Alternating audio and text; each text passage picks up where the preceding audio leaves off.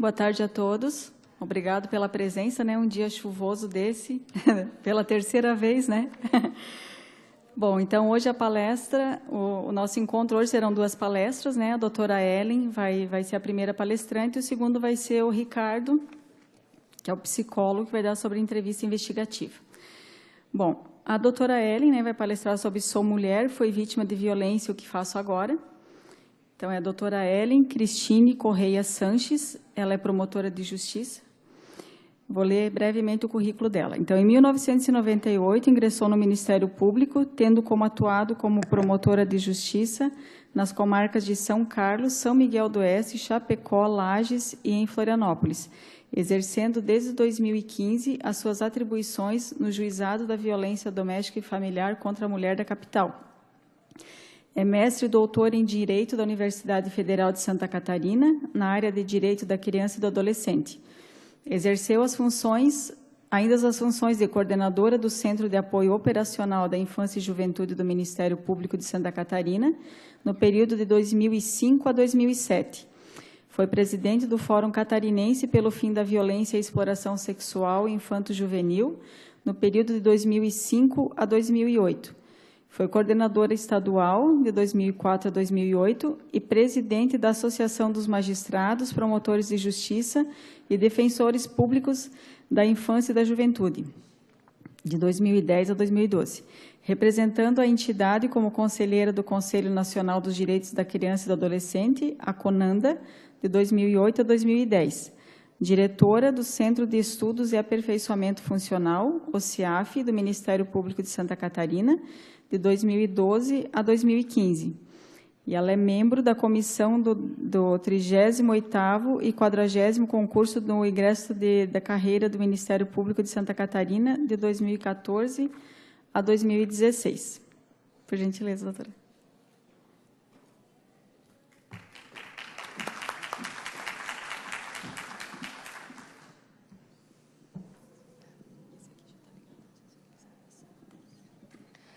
Boa tarde a todos e a todas.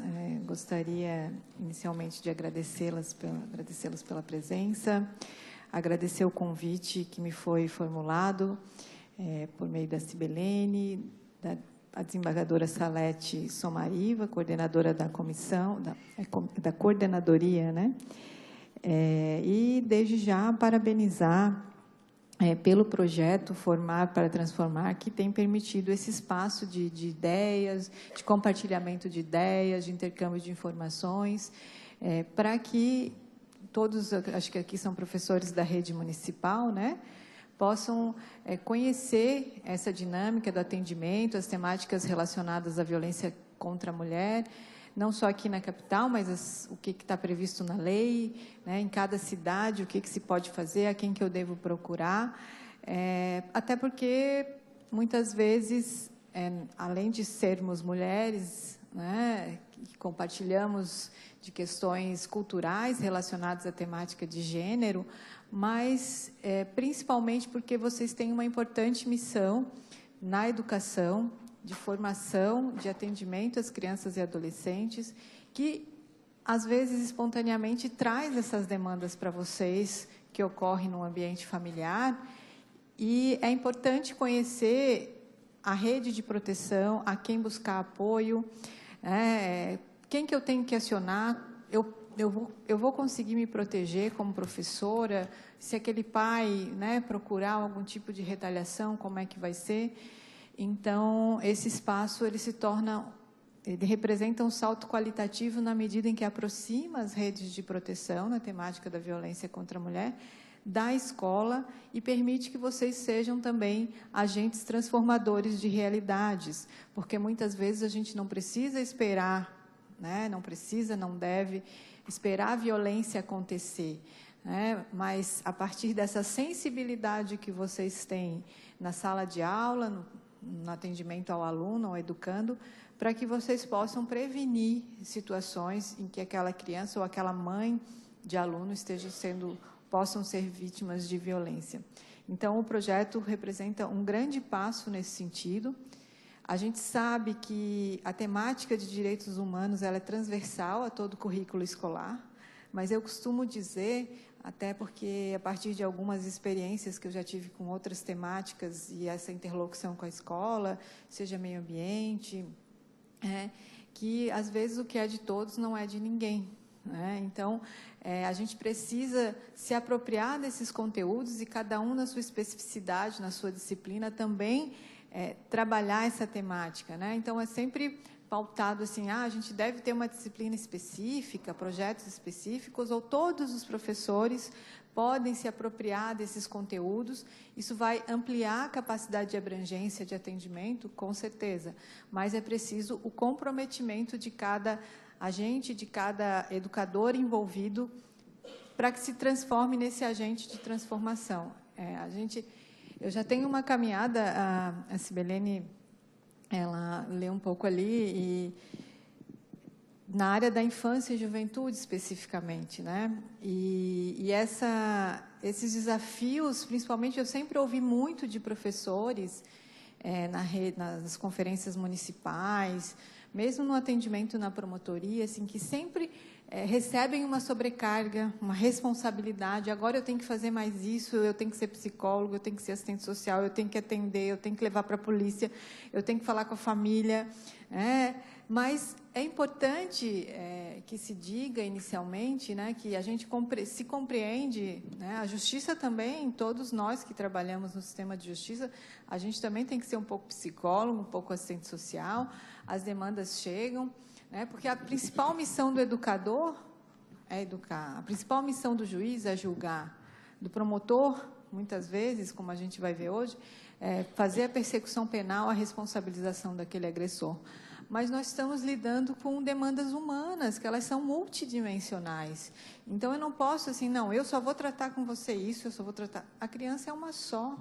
Ela está inserida no contexto da família, aquela família precisa ser vista, independente de quem a vê nesses espaços em que ela está inserida, seja na escola, na comunidade, na associação de bairro, no posto de saúde, principalmente que a gente possa dialogar entre os envolvidos nesses atendimentos, para que a gente não sobreponha a atividade. Eu costumo dizer que, muitas vezes, trabalhando em áreas de direitos humanos, infância, adolescente, criança, adolescente, idosos, a gente vê que hoje, vamos pegar a área da mulher, que é a área que eu trabalho hoje. Recentemente, a gente fez um levantamento de um caso em que ela tinha sido atendida por 5 assistentes sociais, por 4 psicólogas, uma da saúde, uma educação, uma da assistência, da justiça.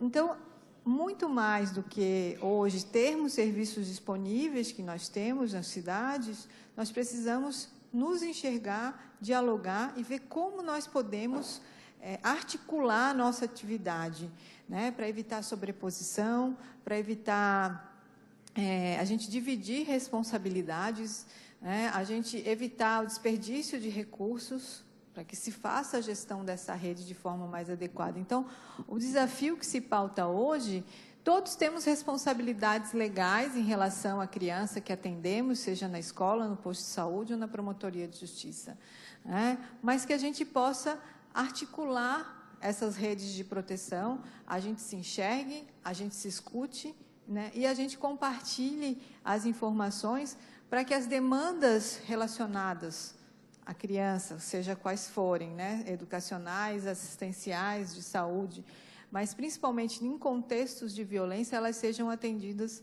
de forma rápida para garantir a segurança dessa família ou dessa criança.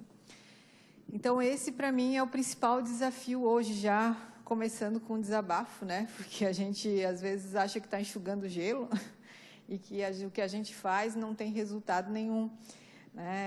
Mas a intenção hoje aqui é compartilhar um pouquinho com vocês o que está sendo feito aqui na cidade em termos de trabalho de articulação da rede, quais são os serviços disponíveis, quem vocês podem acessar, e a gente trocar ideias, trocar experiências. Então, não é uma palestra, é uma conversa. Eu vou falar para vocês um pouco dessas atividades.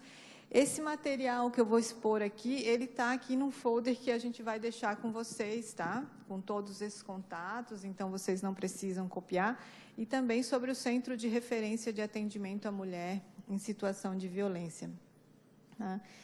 Eu assumi aqui a promotoria da violência contra a mulher em 2015, aqui na capital. E a primeira coisa que eu faço, normalmente, assim, quais são os serviços que estão disponíveis aqui no município? A gente sabe que existe o SUS, existe o SUAS, né? Dentro do SUAS nós temos os CRAs, os CREAS, os programas especiais. Né? Então, eu fui fazer um primeiro passo, um mapeamento dessa rede de proteção, né? Para que a gente pudesse saber quem atende quem, como que é esse encaminhamento. Né? Mas uma demanda que foi muito percebida desde o começo foi essa, assim, que as mulheres, existe digo assim, não é uma cultura geral, assim, que quando eu sou vítima de violência, eu vou procurar a polícia. Então, bom, esse é o caminho adequado, porque normalmente um ato de violência, ele caracteriza um crime. A Lei Maria da Penha, ela é de 2006, ela foi um marco paradigmático para todos. Eu acho que eu não vou entrar especificamente aqui em conceitos mais normativos, porque eu acho que isso vocês já tiveram em outras palestras aqui, né? Então, vou passar bem rapidamente para a gente entrar nas questões práticas mesmo. Então, a Lei Maria da Penha foi criada, todo mundo já sabe, por uma imposição da Corte Interamericana dos Direitos Humanos, no caso da Maria da Penha. E, na época, assim, já existiam algumas delegacias especializadas. Florianópolis foi pioneira já na década de 90, com a primeira delegacia especializada, mas a lei ela trouxe instrumentos para tornar essa proteção mais efetiva. Né? Então, as chamadas medidas protetivas de urgência, elas passaram a existir na nossa legislação a partir da Lei Maria da Penha. Mas algumas situações, então existe essa percepção de que, bom, eu sou vítima de violência, eu tenho que procurar a polícia. Mas a gente sabe que muitas vezes, numa relação afetiva, principalmente nas relações afetivas, mas também familiares, que a mulher não se enxerga numa relação abusiva.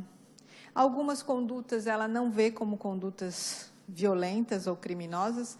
Eu costumo dizer que as mulheres elas demoram para pedir ajuda, né? Porque, primeiro, o ciclo da violência, que vocês já devem ter visto aqui, né? Ele começa com a mulher se culpando pela violência, né? Eu atendo as mulheres todas as quartas-feiras no centro de referência e eu faço essa representação do ciclo, porque ninguém se apaixona por um homem que sabe que é violento, que é agressivo, né? Falando só do relacionamento afetivo, né? Fazendo esse recorte, até porque esse é o recorte de maior incidência. Existem relações também que são protegidas pela Lei Maria da Penha, no âmbito doméstico, entre parentes, né, em que há essa violência baseada no gênero, ou por pessoas que moram no mesmo espaço, né, justamente porque são nessas condições em que a mulher está mais vulnerável. Essa violência acontece dentro de casa, seja por parceiros, ex-parceiros, ou parentes, né, ou pessoas que moram nesse mesmo convívio. Então, eu sempre costumo apresentar esse exemplo que a mulher ela não se apaixona por agressor, né? No âmbito das relações humanas, a gente sabe que se constrói, né, o desejo afetivo de se construir uma família, mas o que se percebe, né, quando existe essa situação da violência? Ao longo do tempo de convívio, aquele ciúme que era bonitinho na relação, que era prova de amor, ele se torna, né, abusivo, né? Então, assim, aquele ciúme que a mulher achava que era legal, a adolescente, legal, né? Aquele controle, né, se começa a se transformar em ações mais ríspidas. Olha, não quero que você saia com essa blusa, eu não gostaria que... A desqualificação, né? A rotina, o cotidiano das relações normalmente passa por ciclos, né? E aí, quando isso começa a assumir uma escalada, né, de violência, de humilhação, de menosprezo, né, sem que as pessoas busquem ajuda, busquem identificar essa situação, se muitas vezes isso acaba levando a um comportamento agressivo, pode durar 5 anos, 1 ano, como pode durar 30 anos. Esses dias uma senhora falou, eu vivi isso durante 30 anos, né? Então, a mulher demora para se perceber numa relação abusiva, né? Aí, nesse contexto, o que acontece? No primeiro momento, ela acha que é culpa dela. Não, a minha blusa está muito decotada mesmo aqui, eu não vou sair hoje com essa blusa. Não, ele tem razão, né? Agora eu sou mãe, não posso, né? Depois ela começa a justificar para ela mesma, né? Não, quando ele bebe, é porque ele está nervoso hoje, porque ele foi demitido, ou porque ele brigou no trabalho, né? Então, nesse processo de aceitar a violência, e aí essas condutas vão numa escalada, né? Até que passa para o xingamento, para a desqualificação, tudo é motivo, né? Porque tu é isso, porque tu é chata, porque tu tem mania de arrumação, né? Eu sempre digo assim, que a mulher pode ser como ela quiser, né? Braba, chata, isso não dá o direito de ninguém de agredir e nem de a mulher suportar essa violência, né? Então, quando ela vai buscar ajuda na delegacia, é porque a gente já tem um histórico para trás, né? Porque eu digo assim, se vocês estão aqui hoje porque pediram medida protetiva, é porque vocês já sofrem violência há muito tempo, né? E ela não aguenta mais. E nesse contexto de agravamento das condutas violentas, a gente pode chegar a um feminicídio. Então, quando ela, né, consegue se perceber e consegue pedir ajuda, porque antes de buscar a delegacia, ela já pediu ajuda da família, ela já pediu ajuda dos amigos, né? E o que a gente sabe que acontece? Às vezes a família minimiza, às vezes é alguma religião que também minimiza, né? Tem questões de gênero bem arraigadas, né? Não, você tem que dar uma chance, você tem que entender. E a mulher vai tentando, né? Muitas vezes, até por razões econômicas, ela não toma nenhuma providência, porque ela depende financeiramente, ela não tem como criar os filhos, ela não sabe que na cidade dela existem programas, uma casa-abrigo, um atendimento emergencial, né, que ela possa buscar essa ajuda. Então, a porta de entrada acaba sendo sempre a delegacia de polícia. E, nesse momento em que ela busca a delegacia de polícia, se deflagram uma série de medidas e providências, que a gente vai ver aqui rapidamente, para garantir a proteção dessa mulher, através das medidas protetivas, e também a responsabilização do agressor, através do processo pelo crime que ele praticou. É importante... então, por isso que a gente entendeu, na época, a doutora Janine, que era titular da vara, disse, bom, hoje a gente parte da premissa que tem mais celular no Brasil do que pessoas, né?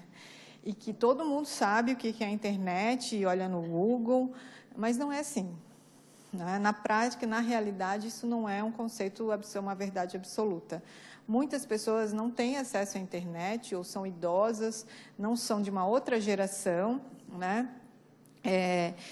E as pessoas não sabiam como buscar ajuda, né? O que eu faço agora? Essa é a grande pergunta, assim, né? Entrei na delegacia, pedi a medida protetiva, né? Já que isso é bem falado na televisão e tal. E agora? O que vai acontecer?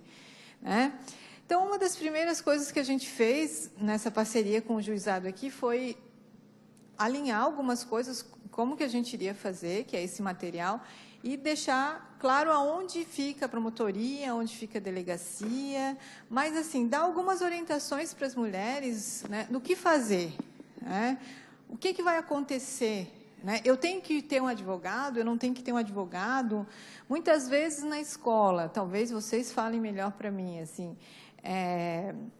as crianças relatam algum caso, né?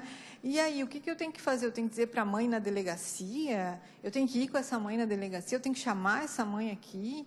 Né? Mas como professor, se eu me omitir, acontece alguma coisa? Né? Então, é importante a gente falar dessas dimensões do trabalho, especificamente do educador também, para que vocês saibam onde que elas podem buscar ajuda, porque, falando de violência contra a mulher, a gente tem que partir de uma premissa, né? Que a gente tem que respeitar a autonomia da mulher, né? Isso porque, assim, tendo essa trajetória com atendimento a criança e adolescente, a gente sabe que a criança e adolescente muitas vezes não tem autonomia, dependendo da idade, para ir buscar ajuda, né, para decidir. Ele está em processo de desenvolvimento, né, ele não tem critérios de análise para poder tomar uma decisão. A mulher, num contexto de violência doméstica, ela é adulta, ela tem que ser respeitada, tem que ter respeitado a autonomia dela, porque, embora ela não queira viver naquela situação de violência, ela quer ficar com o sujeito. E aí, vocês como professores, como a gente na promotoria, no juizado, a gente diz assim, mas como é que tu quer ficar com ele? Não, eu vou tirar ele de casa, mas eu não quero que tire ele de casa.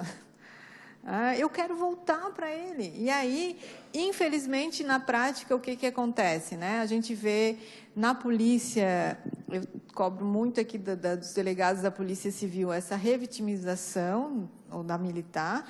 Ela voltou porque ela gosta de apanhar. Olha, doutora, eu nem vou fazer mais nada, porque, assim, a gente tem muitos casos aqui de mulheres idosas que os filhos são dependentes químicos. Eu acho que esse é um desafio para todos nós, né? E elas falam para a gente na sala de audiência assim, doutora, ele estava ali pedindo um prato de comida, como é que eu não vou atender o meu filho? E como que nós vamos julgar essas mães? Como nós vamos julgar essas mulheres?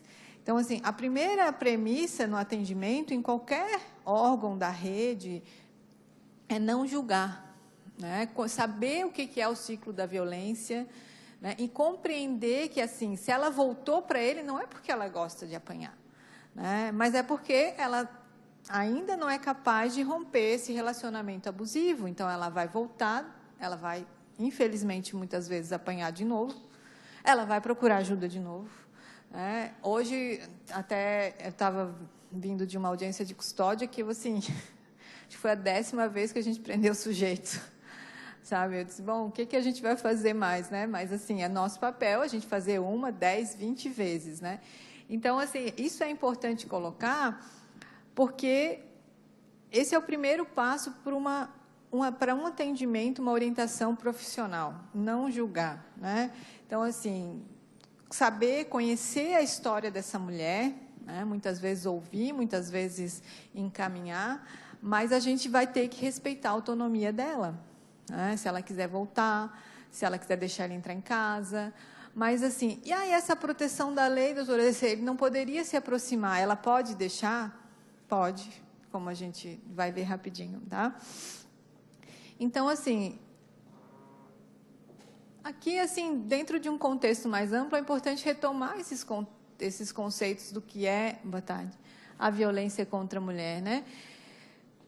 Esse contexto é um contexto amplo, né, que foi o recorte da Lei Maria da Penha, a violência baseada no gênero. Né?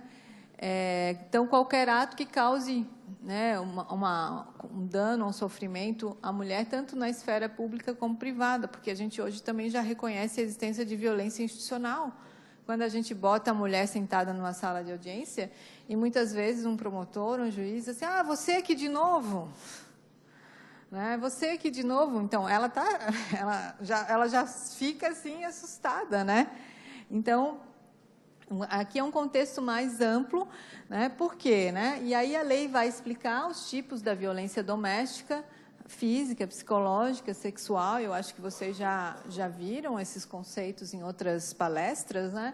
Então, eu não vou retomar aqui especificamente cada conceito, tá? Algumas condutas que eu estava citando para vocês, como na violência psicológica, né? É um desafio, porque o que acontece? Eu sempre cito o exemplo do sujeito diz assim, eu não quero que você vá na casa da tua família porque tuas irmãs são muito fofoqueiras. Assim, isso é crime? Né? Não, assim, ele te ameaçou para dizer você não vai na casa da tua irmã, porque senão eu vou fazer isso. Não, doutora. Ele te trancou em casa? Não, doutora. Eu não fui porque eu fiquei com medo, porque ele é meio agressivo, né? Então, assim, há uma violência psicológica, sem dúvida, mas não vai haver um crime, necessariamente, né? Outros tipos de conduta, por exemplo, as humilhações. Você não faz nada direito, né? Ah, essa comida está horrível, né?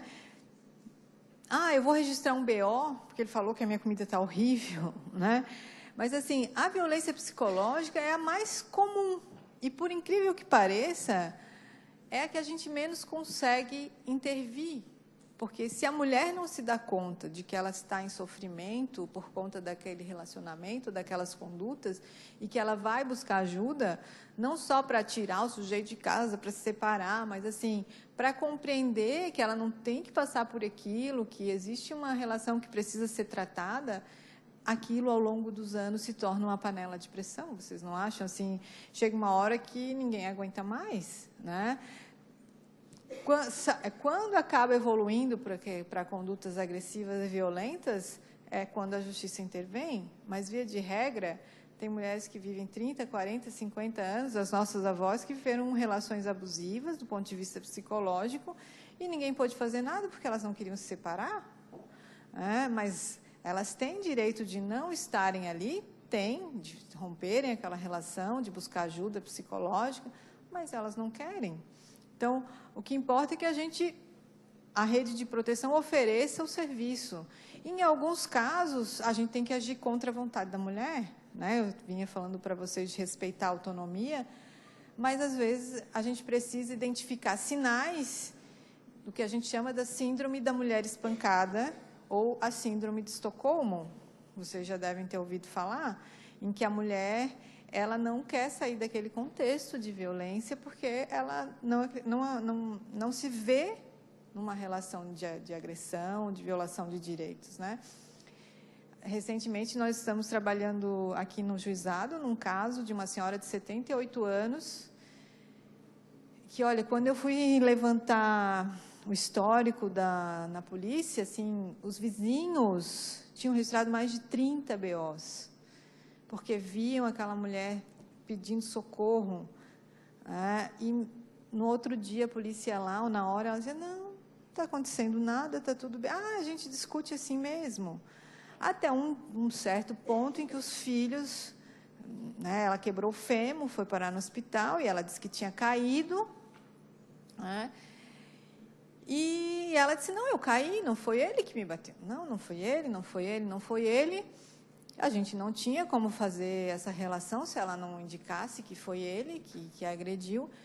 E, considerando a idade dela, todo um contexto que tinha ainda no imóvel, né, de ele ser usuário de cocaína, assim, eu acabei denunciando pela violência psicológica como lesão corporal, né, porque o crime de lesão corporal, na nossa legislação, ele fala assim, ofender a integridade ou a saúde de alguém. Não fala só que é física, mas para o direito é muito novo dizer, porque quando é uma lesão corporal física, eu vou ter uma perícia comprovando o crime, eu vou ter um olho roxo, eu vou ter uma lesão que pode ser até mais grave, né? Mas da violência psicológica, eu tenho que ter um laudo de um psicólogo dizendo que ela tem danos psicológicos.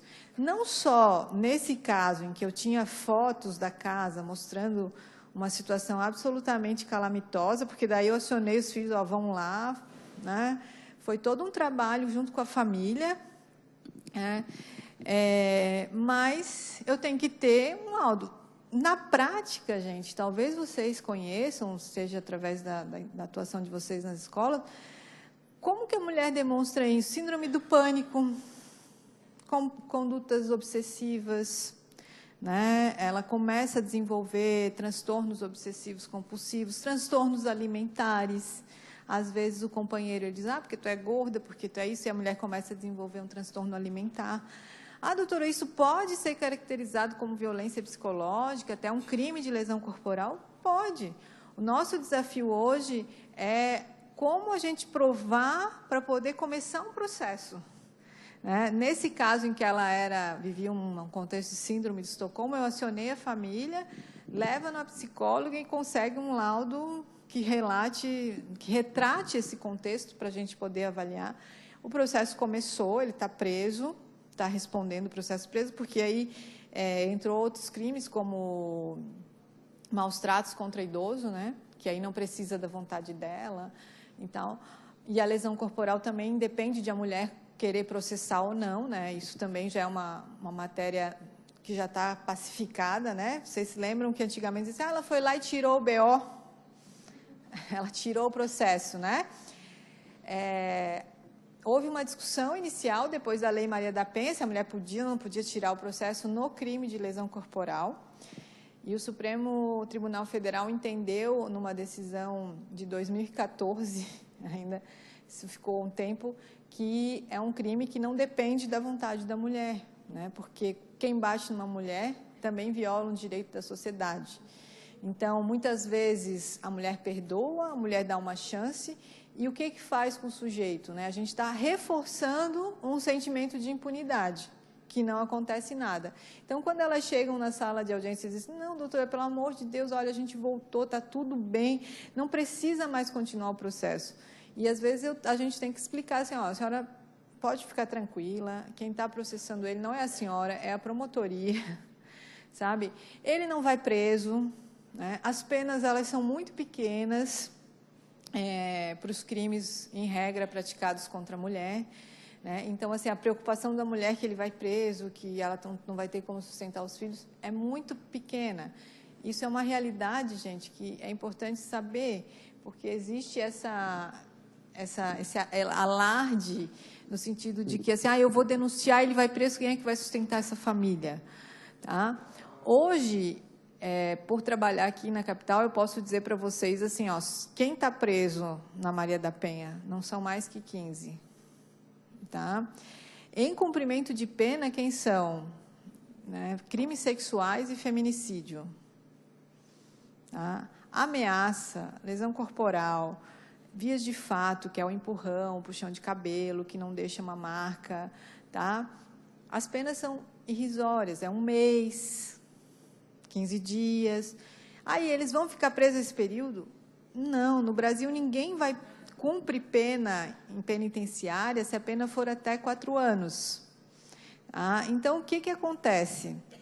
Ele vai cumprir uma prestação de serviços comunitários. Então, quem que está preso, né, lá na casa do albergado? Boa tarde. Quem está preso é quem está descumprindo medida protetiva ou os crimes que foram praticados, que a gente conseguiu pegar em flagrante de crime grave. Né? Então, assim, é o usuário de drogas recorrente que a gente não consegue fazer com que ele possa aderir a um tratamento médico.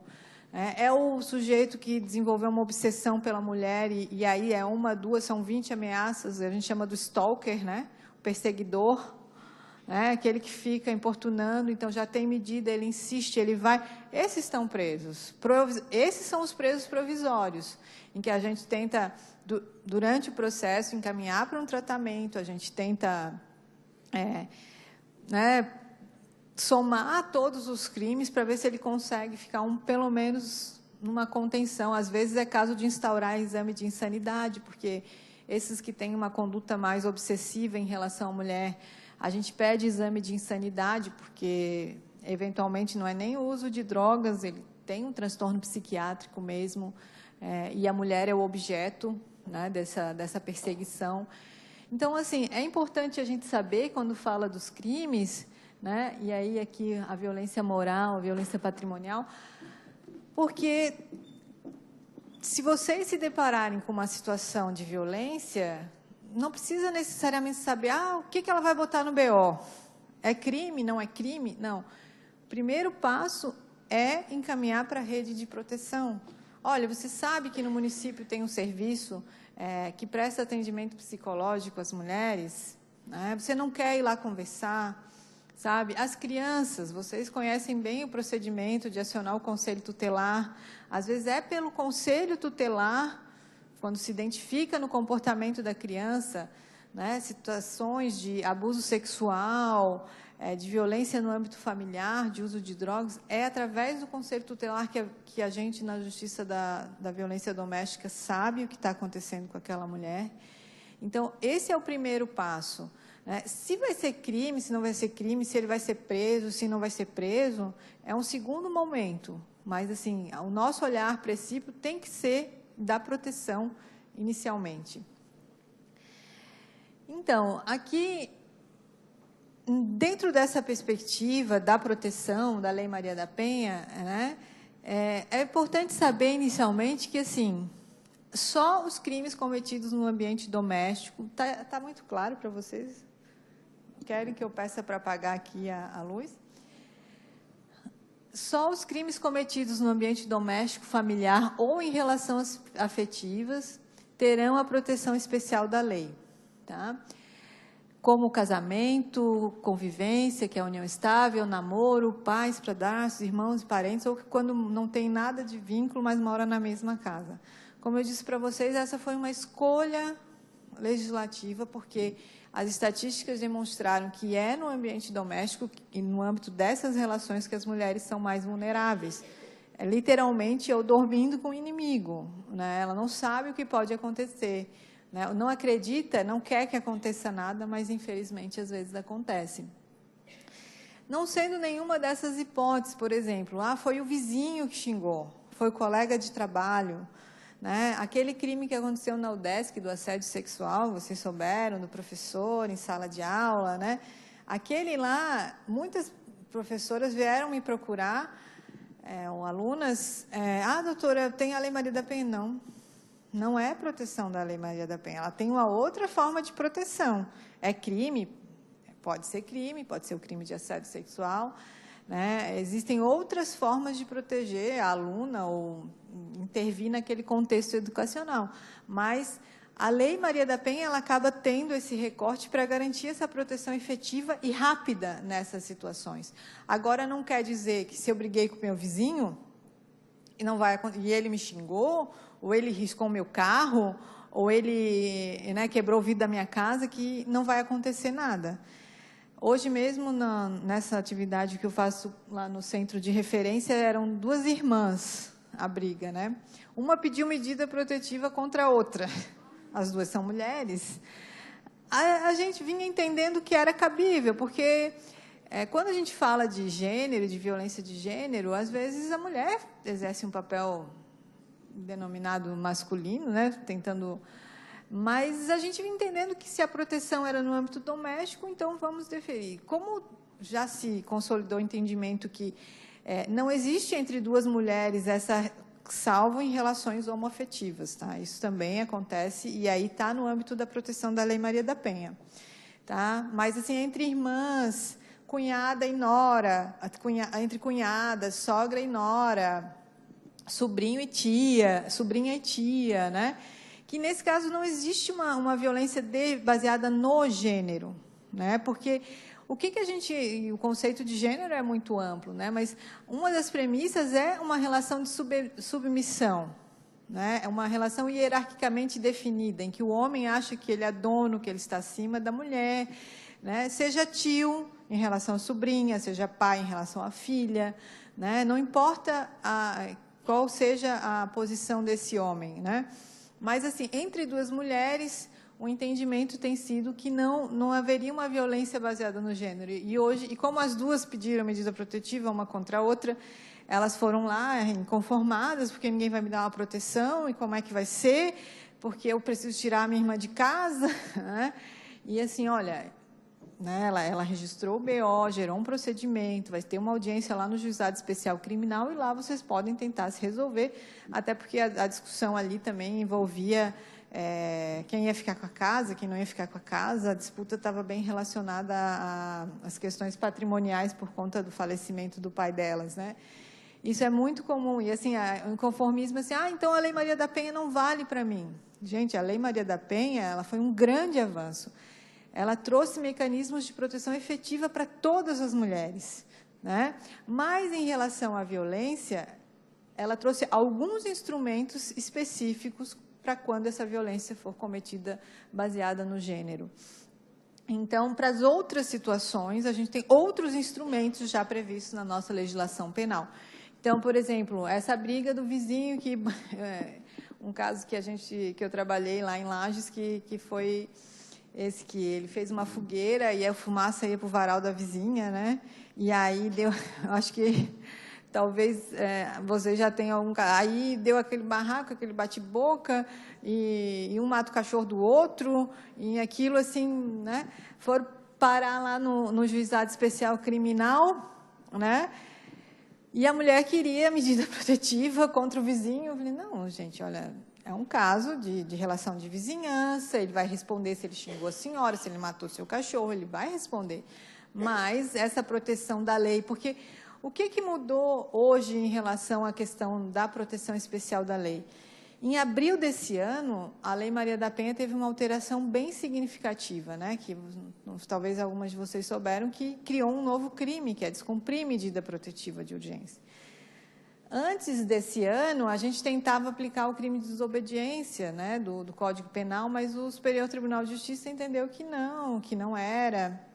E a mulher, aquele papel, ficava sem um valor jurídico, né? Teria que esperar ele cometer um novo crime para pegar o sujeito em flagrante. Então, a partir de abril desse ano, a gente consegue dar uma resposta mais rápida no descumprimento da medida, mas a gente precisa ter mais elementos para deferir, para dar essa medida para a mulher, né? Bom, então, assim, como eu disse, a medida protetiva de urgência hoje é o principal instrumento, é a principal inovação da Lei Maria da Penha. Só tem na Lei Maria da Penha? Não, tem no Estatuto do Idoso e no Estatuto da Criança. Vocês sabem bem que, né, cada uma com uma esfera de proteção diferenciada, né? Mas, basicamente, todas visam garantir essa proteção imediata. Hoje em dia já se fala, assim, o princípio da máxima proteção dos direitos fundamentais. Às vezes, uma adolescente é vítima de violência do companheiro, né? 16 anos, já é casada, já vive com alguém, já tem filho. Aí, o que eu aplico, doutora? Aplico a Lei Maria da Penha ou aplico o Estatuto da Criança e Adolescente? E aí, eles falam assim, tanto faz, o que for mais efetivo para a mulher. O que é mais efetivo para ela? É da Maria da Penha, porque se ele descumprir, ele pode ser preso. Então, vamos aplicar a Maria da Penha. Né? Não, mas ela precisa ir para um abrigo. Um abrigo, como ela é adolescente, é um abrigo destinado a crianças e adolescentes. Aí, o que eu aplico? Então, eu aplico o Estatuto da Criança e Adolescente. Isso é o que a gente chama do princípio da máxima proteção aos direitos fundamentais. A lei que for mais protetiva para aquela situação, a gente vai aplicar. Então, as medidas protetivas de urgência, gente, assim, né, considerando as demandas que talvez cheguem até vocês, que vocês possam orientar, saber como encaminhar, elas são previstas na lei, tem um rol lá na Lei Maria da Penha, né, que vocês já devem ter ouvido falar, proibição de aproximação e contato, né, que se fixa lá a 800 metros, que o sujeito não pode chegar perto da mulher, proibição, afastamento do lar, suspensão da guarda e do direito de visita, suspensão do porte de arma, né? Mas, assim, a lei deixa bem aberto que o juiz pode aplicar qualquer medida. Então, eu posso inventar uma medida? Posso. Não, aqui é importante que ele faça um tratamento para compulsão ao jogo. A briga deles é por causa do jogo, né? A cassinha, a carta. Né? Então, a gente pode, assim, impor para o sujeito judicial, por uma ordem judicial, uma obrigação de ele fazer um tratamento para compulsão ao jogo. Mas isso não está na lei, doutora? Não está na lei, mas a lei deixa em aberto a possibilidade de o juiz, a pedido do Ministério Público, ouvido o advogado, pensar qual a medida seria mais adequada para aquela situação. Então, eu digo que no âmbito da violência doméstica, como no âmbito da infância, cada caso é um caso, né? E por isso que a lei ela tem um conteúdo aberto, né, para que a gente possa adequar as realidades, tá? Então, existe aquele rol, né, que está lá na lei. A lei fala assim, que elas podem ser requeridas na delegacia, ou na defensoria, ou na promotoria, e serão decididas pelo juiz em até 48 horas. Eu falei para vocês no começo que a lei, que a porta de entrada é sempre a delegacia, né? Mas também tem situações que não caracterizam crime. como eu disse, a violência psicológica, e aí? Ela tem vergonha? Ela acha que ele pode ser preso? Ela precisa ir na delegacia para pedir uma medida protetiva? Não. Por que a lei colocou que lá na delegacia ela pode pedir a medida protetiva? Porque toda cidade tem uma delegacia, mas nem toda cidade tem uma promotoria, tem uma defensoria pública, Quem já passou pelo interior aqui sabe que eu já trabalhei em cidades com 6 mil habitantes, que o delegado só ia uma vez por semana, Então, assim, isso foi um propósito da lei de facilitar a mulher o acesso à justiça. Ela não precisa de advogado. São 4 hipóteses na nossa lei que a pessoa pode pedir na justiça sem advogado. O habeas corpus é uma delas. Então, a lei quis facilitar, a mulher não precisa de advogado para pedir protetiva. Então, ela pode, em qualquer porta que ela bater, na delegacia, na promotoria, na defensoria, algumas não querem se expor a esses órgãos, elas podem pedir por advogado. Então, a lei quis possibilitar, ampliar o acesso à justiça da mulher. Então, não quer dizer que ela tem que ir na delegacia, que ela tem que registrar um BO. Eu posso chegar lá, e essa é uma questão de entendimento, porque em algumas cidades do estado os juízes exigem o BO, mas eu posso chegar lá e dizer, não, eu não quero registrar, eu quero só uma medida protetiva, faço meu relato e peço para encaminhar para o juiz. O papel da delegacia é de encaminhador. Não é o agente que vai dizer assim, não, o juiz não vai dar, que é a minha briga aqui com alguns agentes, assim, esse aqui o juiz não vai dar. Mas não é, é só para encaminhar, para preencher o formulário na delegacia e mandar. Você tem que registrar o BO. Não, a lei não me obriga a registrar BO. Eu posso, se há um crime que ainda precisa da minha autorização para começar, eu não quero registrar BO. Então, hoje é um entendimento que não precisa do BO para pedir a medida protetiva. Aqui na capital, a gente já faz isso desde 2015. Em algumas cidades, dependendo do juiz, ele vai exigir ou não, é uma questão de entendimento. Mas a gente entendeu que era uma forma de ampliar a proteção à mulher, porque, veja bem, se eu digo para a mulher, não, só se tu registrar o BO, não, mas eu não quero processar ele criminalmente. Aí eu vou deixar a mulher sem proteção? Eu só quero uma ordem que ele não se aproxime de mim. Então, a gente decidiu, aqui na capital, já vem sendo feito, e agora o entendimento já está bem consolidado nesse sentido em todo o país, que não precisa do BO. Então, se a mulher quiser, salvo se ela chegar lá toda machucada, eu não quero registrar BO. Não, aí é a obrigação do delegado, como eu disse para vocês, independe da vontade dela dizer se quer processar ou não, aí o delegado é obrigado a ele registrar o boletim de ocorrência e começar a investigação. Como eu disse, elas podem estabelecer o afastamento do agressor do lar, a proibição de contato e aproximação, familiares, elas podem ser ampliadas. Cabe uma medida protetiva para homem? Cabe.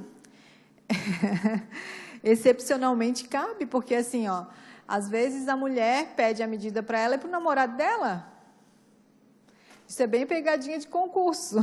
Homem tem direito à medida protetiva, excepcionalmente, num contexto em que a mulher esteja sendo protegida, ele pode ter uma medida de proteção. Às vezes, ela volta a morar na família e aí o agressor passa a ameaçar os pais dela.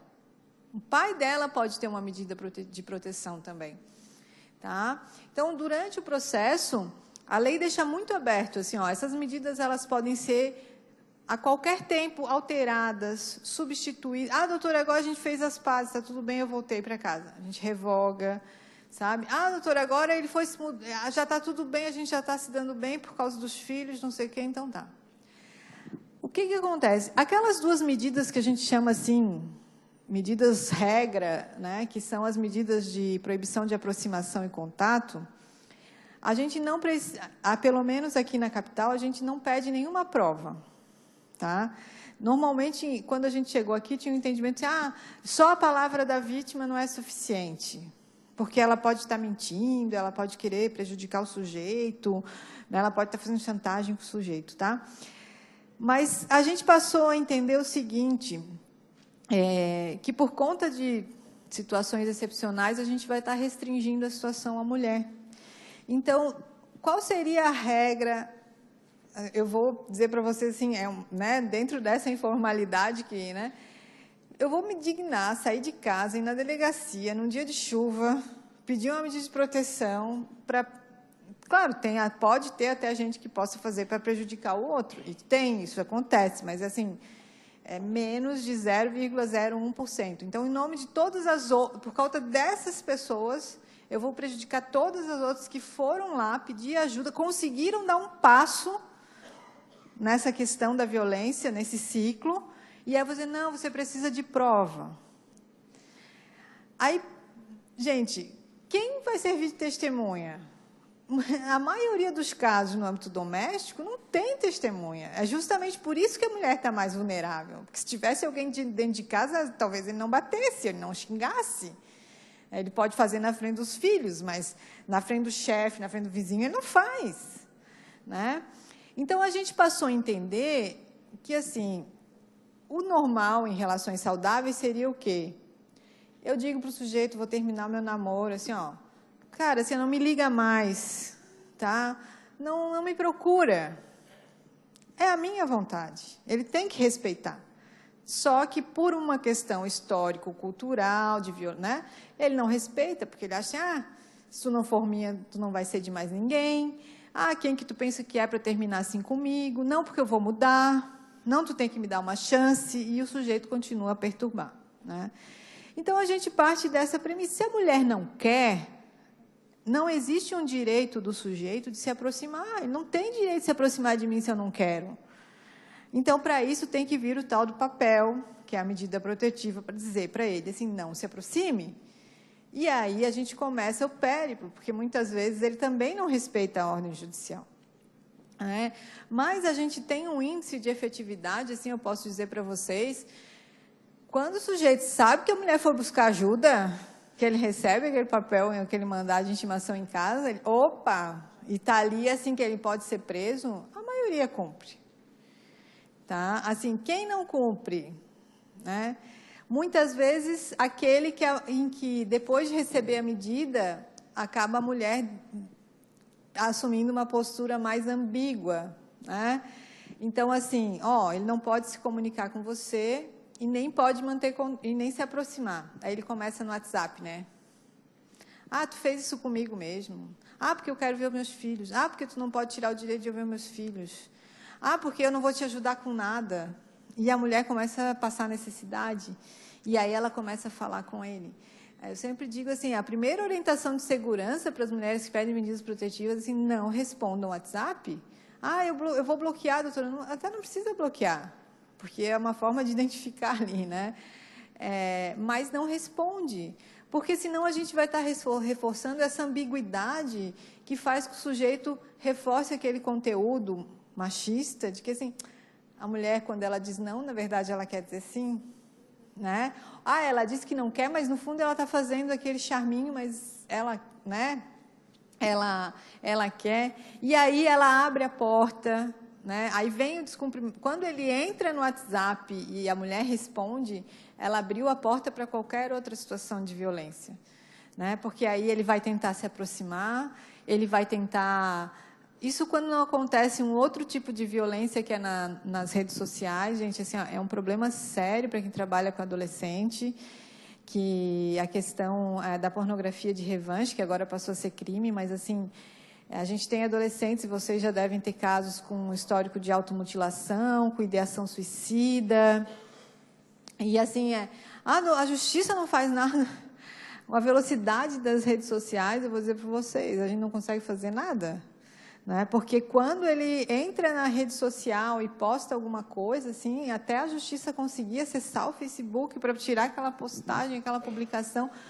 Isso passa pela educação, né? Educação para o exercício da sexualidade, mais de preservar a intimidade, a privacidade, né? nas questões relacionadas a esse direito ao exercício da sexualidade, que é um novo tempo, né, de redes sociais, de nudes. Já se discute na pedagogia qual é a abordagem que tem que ser feita. Vocês podem falar melhor do que eu, né? Mas assim, é um desespero, tá? É um desespero porque a justiça não consegue dar conta de resolver isso em curto prazo, tá? Porque as redes são muito dinâmicas e vocês sabem que a hora que manda, isso se multiplica, a gente não tem como segurar. Então, né? É por isso que a gente tem que orientar, educar para o exercício desses direitos. Então, essas duas medidas, gente, a gente, na justiça, dá, não importa se a mulher vai provar, se não vai provar, o que importa é que ela quer que ele não se aproxime. Tá? Então, a primeira orientação é essa, assim, ó, vai na delegacia e pede, ou pede através de um advogado, não precisa de advogado, pode ir na promotoria, né? Não precisa de prova, de testemunha, nada. Agora, o afastamento do lar, a proibição dele de ver os filhos, né? Fixação de pensão, ou suspensão de porte de arma. Normalmente a gente consegue fazer busca e apreensão da arma quando a mulher diz, olha, tem arma lá, logo a polícia já vai lá e já pega a arma, tá? Mas para tirar o sujeito de casa, eu preciso pelo menos saber de quem é a casa. Né? Porque já aconteceu aqui no juizado de a gente tirar o sujeito da casa que era dele. E a mulher estava ali numa relação eventual. Né? Eu tive a infelicidade de, com o advogado na audiência, dizer que uma relação uma relação comercial entre uma profissional do sexo e um cliente, que não valeria a Lei Maria da Penha, porque era uma relação de consumo. Sabe, assim, uma coisa absurdo do absurdo, né? A lei vale para prostituta, vale, né? Mas a gente vê esses estereótipos. Então, assim, ela é ficante, ela vai para a casa do namorado esporadicamente. Então, assim, esse foi um caso. Ela tem a proteção da lei, mas a casa é dele. Ela tem a casa dela. E foi um caso em que o sujeito não tinha nem onde morar, ele passou dias dormindo aqui na frente do tribunal, dentro do carro até, porque dizia, ninguém está vendo isso, sabe? Foi uma situação absurda, porque como a gente dá uma proteção imediata, muitas vezes sem provas, né, então a gente passou a ter um pouco mais de cautela nessas medidas em que é para tirar a pessoa da casa. A casa é alugada pelos dois, quem sai? O homem. A casa dos dois, eles não fizeram a separação ainda. Quem sai? O homem. Né? Se eles vivem juntos, são casados, a casa dos dois é alugada pelos dois, quem vai sair é o homem. Né? Mas a gente precisa, pelo menos, ter essa informação. Qual é a natureza do contrato dessa casa, de quem que paga as contas. Né? Em relação aos filhos, a gente também precisa saber se ele tem alguma conduta violenta em relação aos filhos, porque vocês sabem que o direito não é dos pais verem os filhos, mas é um direito da criança de conviver com os pais. Então, eu só posso afastar esse direito se houver um risco à criança. Né? E é muito comum, gente, tá? Às vezes a violência é dirigida contra a mulher, mas ele é um bom pai. E elas admitem. Não, eu não quero que ele dê. Elas evitam pedir a medida protetiva o máximo possível, porque elas não querem separar os filhos dos pais, né? Quando elas pedem, elas chegam a dizer, não, ele é um bom pai, ele cuida. Mas também tem aquele sujeito que ele passa a ser um bom pai depois que ele sai de casa, né? Assim, vocês... e agora ele quer cuidar. Nunca cuidou até agora. Aí agora que eu consegui tirar ele de casa, agora ele quer cuidar dos filhos. Bom, mas é um direito da criança de conviver com o pai. Então, a gente tem que compatibilizar a medida. Às vezes, a medida é para a mulher, mas a gente não dá para proibir o pai de ver os filhos. Como é que vai fazer? Se ele tem que pegar as crianças lá na casa dela, né? Normalmente, a gente já orienta nessa atividade, nessa reunião com elas, assim, que é importante ter alguém que faça a entrega da criança para visitação. Às vezes, algumas mulheres assim, combinam, assim, deixam na escola, ele pega na escola e devolve na escola, para que ela não se exponha à violência, porque eu posso dizer para vocês que os casos mais comuns de descumprimento da medida é pelo filho. Eles usam as crianças para dizer assim, olha, eu preciso ver o meu filho, é o dia de pegar a criança, e aí eles vão lá, e aí continua acontecendo os problemas. Né? É nesse dia que a mulher vai lá entregar a criança, que ele vai acessar a mulher. Então, assim, receber uma medida protetiva, olha, pede para alguém falar com ele, para dizer, ó, a criança vai estar em tal local, uma avó, uma tia na escola, né? É claro que não é responsabilidade da escola, né, gente, assim, fazer a intermediação das visitas, né? Mas, às vezes, o pai tem autorização para buscar a criança na escola, né? Eu vou tentar ir mais rápido aqui, eu vou me empolgando e o tempo vai passando, daqui a pouco o Ricardo está aí, né? Descumprimento da medida, a vítima ela deve ir no juizado, né, ou registrar um novo BO. Situações de risco, ela tem que acionar o 190. Então, ela tem a medida de proteção, ela não precisa saber se ele recebeu ou não recebeu. Ah, doutor, ele disse que não recebeu ainda, a medida não vale. A partir do momento que o juiz deu a medida, ela vale. Se ele recebeu ou não, é um outro passo. Tá? Mas a mulher tem aquela proteção. Então, para que eu falo isso? Porque isso tem consequências jurídicas. A partir do momento em que ela tem a medida, se ele praticar algum ato de violência, ele pode ser preso. Tá? Então, o procedimento é sempre acionar o 190. Tá? Às vezes, as mulheres elas vão na reunião e dizem, mas eu não sei se ele recebeu. Ele diz que enquanto ele não receber a medida, não vale. Vale, a medida vale a partir do momento em que a mulher recebe aquela decisão judicial. Tá?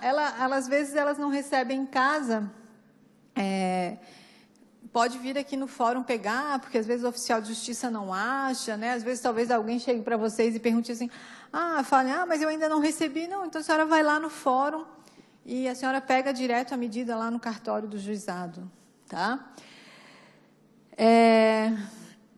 Como eu disse ali, né, que a polícia militar foi no local, eventualmente, se ele não foi preso em flagrante, então aconteceu uma situação de violência, né? Muitas vezes a mulher chamou o 190, vocês viram aquela campanha da polícia militar, dos áudios lá, né? Às vezes, quando a polícia chega, ele já saiu. O que ela tem que fazer? Ela tem que ir na delegacia da mulher, ou qualquer delegacia de bairro, tá, gente? Delegacia da mulher, vocês sabem que funciona aqui na capital, todo mundo sabe? Todo mundo aqui, né? Acho que é todo mundo aqui do município, não? Tá. Então, cada cidade deve ter uma delegacia especializada. Aqui na capital, ela funciona ali perto do Hospital Infantil, tá? Do Joana de Guzmão. Bem escondida, né? Mas, assim, a mulher, ela pode registrar o boletim de ocorrência em qualquer delegacia da cidade. Nós temos hoje 7 delegacias aqui na cidade, tá? Porque, às vezes, a pessoa mora lá na Armação do Pântano do Sul, para ir lá na agronômica, às vezes ela não tem nem recursos, né? Então, ela pode registrar o fato, digamos, se ela foi ameaçada, se ela sofreu alguma agressão, ela pode registrar na delegacia de bairro. A medida protetiva é que aí tem que ser na delegacia especializada, tá? Mas, independente disso, ela pode vir aqui no juizado direto, ou nos fóruns de Biguaçu, Palhoça, São José, também ela pode procurar diretamente, tá? E aí, na delegacia, ela vai requerer a pensão, vai requerer a medida protetiva. Eu coloco, isso fica também no folder ali, porque, assim, é muito comum as pessoas acharem que tudo vai ser feito na medida protetiva. Então, a gente vai tirar ele de casa e ele nunca mais vai voltar. Agora, o juiz proibiu ele de ver os filhos, ele nunca mais vai poder ver os filhos. Não. O nome mesmo diz que são medidas protetivas de urgência. São situações emergenciais, tá?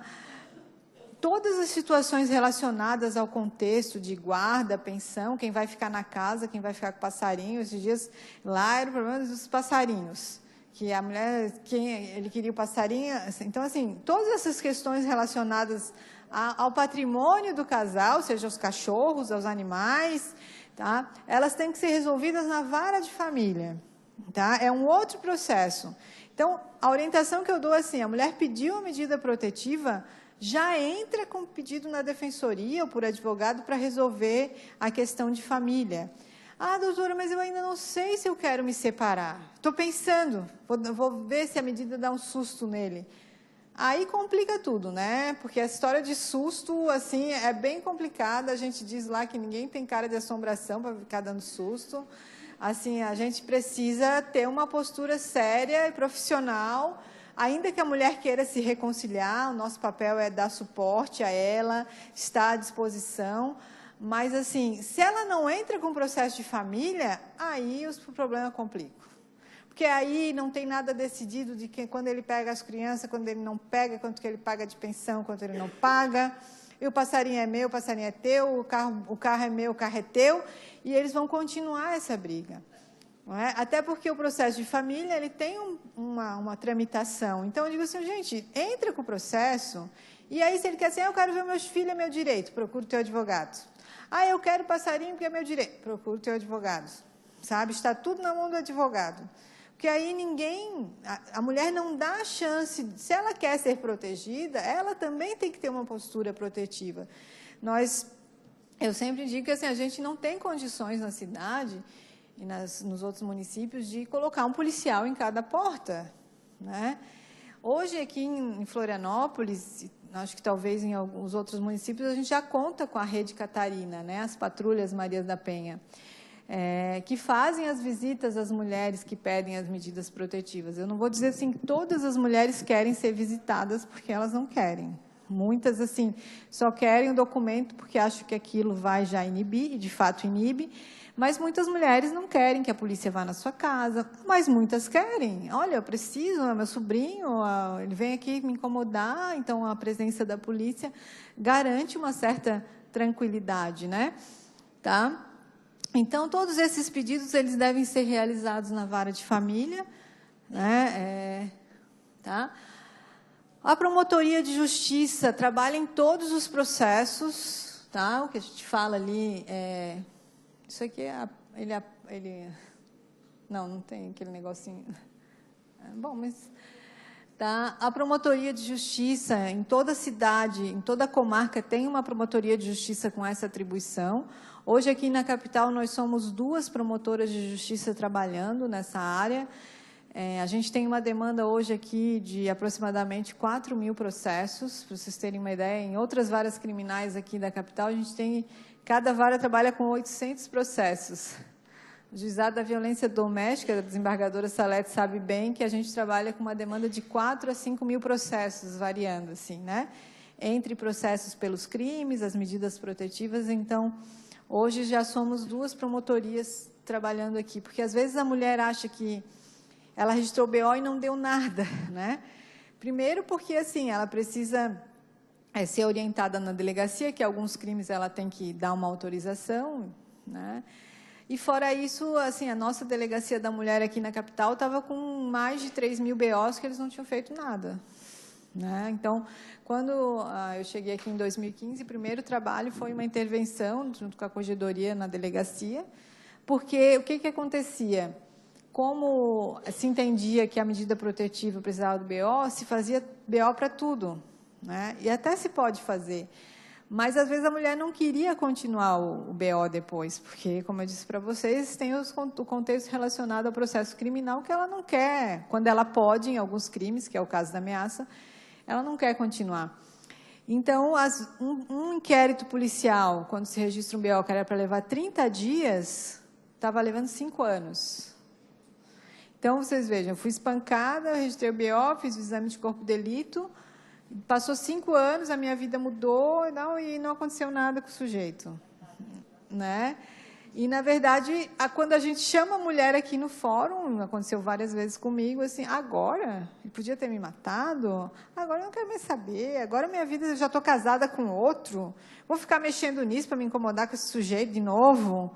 Então, o que a gente está tentando é diminuir esse tempo de remessa da delegacia. Hoje temos aqui 5 delegados trabalhando na Delegacia da Mulher, uma força-tarefa já permanente, para poder diminuir esse tempo de encaminhamento para o fórum. Né? Então, a promotoria de justiça trabalha em todos os processos. O promotor pode pedir as medidas protetivas. Às vezes acontece de a mulher não querer. Ontem foi um caso que era era um filho dependente químico, que a mãe disse, não, eu não quero medida protetiva. Eu disse, não, mas a senhora me desculpa, ficar em casa com ele não dá. Aí a gente conseguiu tirar o sujeito da casa, deu uma medida de afastamento. Ah, mas a mulher não queria. Bom, mas assim, a gente garantiu a proteção. Se ela vai deixar ele entrar, é um segundo momento, né? A gente tem que, aí ajudou, junto com a família, a intermediar uma situação de encaminhar para tratamento químico.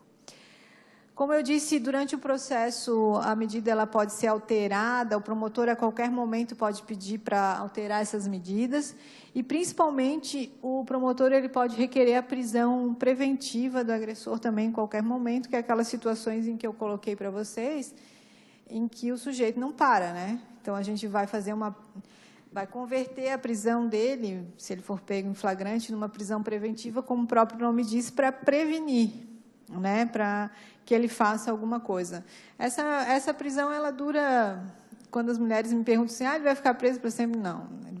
Às vezes, a pena do crime de ameaça é 1 mês, ele fica 3 meses preso durante o processo. Então, quando ele sai, ele já pagou a pena dele. Né? Então, dura, em média, quando a gente consegue prender em flagrante, aí, uns 2 meses, que às vezes é o tempo que a gente precisa para fazer uma desintoxicação forçada do agressor, se é o caso, né? E, infelizmente, porque nas questões de saúde, a gente precisa da adesão dele, né? Que ele faça um tratamento, e muitas vezes o dependente químico não faz. E o Ministério Público também intervém na fiscalização aí de delegacias, de programas do município. A gente acompanha hoje no município, em todos os municípios, é papel dos promotores fiscalizar o funcionamento do CREAS, que é a demanda da alta complexidade na assistência social, quando ocorre situação de violência, né? O CREAS abarca não só a violência contra a mulher, mas também a liberdade, os programas de meio aberto, a violência contra idosos, a situação de rua. As demandas normalmente são grandes. Aqui a gente tem fila de espera nos 2 CREAS, na capital, mas aqui na capital a gente conta com um serviço especializado, que é o Centro de Referência de Atendimento à Mulher em Situação de Violência. Vocês, talvez aqui a maioria lembre, né, do antigo Sentinela, quem é da época do Sentinela, antes da implantação do SUAS, cada violência tinha um serviço especializado, né? O Sentinela era para violência sexual contra crianças e adolescentes, né? O CRENV, que é esse centro de referência, era para a situação da mulher em situação de violência. Com a implantação do SUAS, esses centros, o Sentinela foi extinto, os CRENVs foram extintos, mas na capital, acho que só 3 municípios de Santa Catarina que o município fez a opção de manter um serviço especializado separado do CREAS. Tá? Então, aqui os movimentos feministas, quando eu cheguei aqui, eu soube que os movimentos de mulheres conseguiram manter, junto os compromissos com os prefeitos, de manter um serviço que é um serviço especializado, que oferece acolhimento e atendimento social, psicológico e orientação jurídica. Hoje ele funciona do lado da delegacia de polícia, atende porta aberta, ou seja, não precisa marcar. Então, esse é o serviço de referência no município. É claro que no atendimento vão aparecer as demandas de filhos, né? Vão aparecer as demandas de pais, de idosos, e aí cabe ao CRENV fazer a referência para os outros serviços da rede em relação a essa população. Eu vou deixar para quem é aqui da cidade depois esse material do CRENV, que é esse centro de referência, até, né, algumas escolas têm pedido para o centro de referência ir lá fazer uma orientação, uma palestra, seja para os adolescentes. Tem uma assistente social lá que trabalha com a Lei Maria da Penha nas escolas, mas eu acho que é uma demanda também aqui da coordenadoria, né, junto com vocês, fazer o concurso de redação, né? Mas a Cristiane Guanabara, ela faz esse trabalho com as escolas, só ela não consegue dar muito conta de atender, mas o centro de referência hoje... Então, hoje, a gente tem o Disque Denúncia, que é o 180, né, que é... Vocês sabem que o fluxo 180 cai em Brasília e depois eles mandam para cá, né? Então, não atende emergência. A vantagem do 180 é, claro, que é a denúncia anônima, né, que vai chegar na delegacia, tá? Mas emergência sempre a polícia militar através do 190, tá? Porque às vezes, eu vou ligar ali para o 180, não vai aparecer ninguém na tua casa pelo menos nos próximos 30 dias. Né? Então, é importante usar o serviço para situações em que, claro, a pessoa não quer se identificar ou quer alguma orientação. Aqui, as delegacias, como eu disse, né? E o juizado, que hoje funciona aqui no Fórum Central, esse fórum preto aqui do lado, no subsolo, ali a sala de audiência também. E a gente conta aqui com uma equipe interdisciplinar, que é uma assistente social e um psicólogo, que fazem também, é a única vara exclusiva do Estado. Né? Todas as outras varas da violência doméstica do Estado, elas têm alguma outra função. Essa é a única exclusiva com equipe. Hoje, o psicólogo ele atende situações em que eu preciso desse lado da violência psicológica, mas também o depoimento especial de crianças e adolescentes, que eu acho que é o que o Ricardo vai falar agora, o nosso psicólogo ali do juizado, porque hoje, aqui, os crimes sexuais contra crianças e adolescentes do sexo feminino, elas são apuradas no juizado da violência doméstica.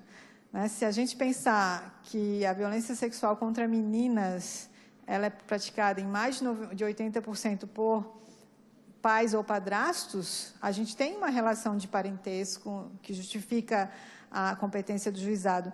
Então, hoje, os conselhos tutelares não entendem, assim, quando eu digo assim, foi um vizinho, então não é no juizado. Então, às vezes, a violência é contra uma menina, mas foi um coleguinha, um adolescente. Então, não tem uma relação de parentesco, afetiva, então vai para a vara criminal comum. Agora, se for no âmbito familiar, então é no juizado, e aí a escuta é feita pelo psicólogo. Hoje, os crianças e adolescentes não podem estar mais na sala de audiência. Se for menino, ou se for essas outras situações em que não é violência doméstica, como eu disse, vai para as varas comuns. Então, recentemente, os conselheiros tutelares vieram me procurar que eles não estavam entendendo qual é o promotor que eles têm que procurar. Que nós somos hoje 14 promotores aqui, entre os da violência doméstica e os criminais. Então, não sabe, tem que ver em qual juiz que caiu, se é a primeira vara criminal, se é a segunda vara criminal. A gente já vem falando aqui no tribunal da necessidade de ter uma vara específica em crimes sexuais na capital, né? Que aí pega a mulher adulta, no âmbito doméstico, fora do âmbito doméstico, pega toda a demanda relacionada a crimes contra a dignidade sexual, que em alguns outros estados isso já foi implantado e assim a resposta é muito mais rápida, sabe? Até porque alinha o entendimento, né? Não é só... hoje são 14 promotores, né? Então, 14, acho que são 8 juízes. Então, cada um pensa de um jeito, né? Bom, gente, era isso. Eu agradeço, assim, eu fico à disposição. A gente tem mais uns minutinhos, assim, para conversar. Eu acho que é muita informação para pouco tempo, mas o objetivo foi trazer um pouquinho do contexto da realidade da violência contra a mulher aqui na capital, o que está sendo feito, os instrumentos de proteção das mulheres, o papel do Ministério Público. Eu acho que a gente está em construção, né? Muitas dos instrumentos e ferramentas de garantia de direitos humanos, a gente tem Estatuto da Criança e do Adolescente, que com 18 anos, Lei Maria da Penha com 12 anos, e está sendo um aprendizado para todos, né? Então, o papel de vocês como agentes de transformação, de orientação, de apoio, de acolhimento, né? Compreendendo, né, não só as limitações, mas o que as leis elas podem fazer para proteger, né, para que a gente consiga transformar a lei numa realidade prática, né, não dizer que é uma lei que não se aplica, que é muito difícil, que não dá nada, né, porque essa mulher gosta de apanhar. A gente acaba reforçando esse estereótipo e aí vai demorar ainda algumas gerações para a gente conseguir mudar essas realidades, né? Eu agradeço a atenção, mais uma vez o convite da CEVID, através da Sibelene, da desembargadora Salete, e fico à disposição para a gente conversar um pouquinho. Muito obrigada, doutora, pela palestra. Agora nós vamos abrir um espaço para perguntas.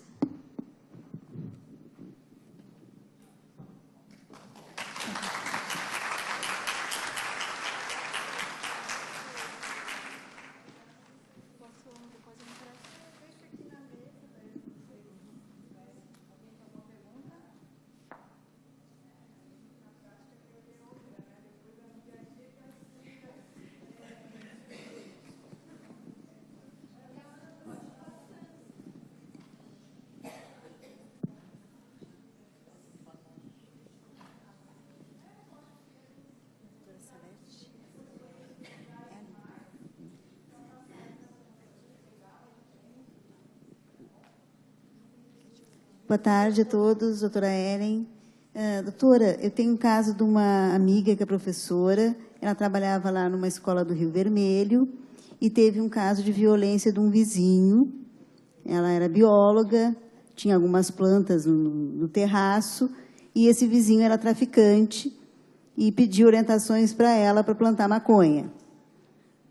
Tá? Então, ela teve que sair do prédio, que eles moravam num pequeno condomínio.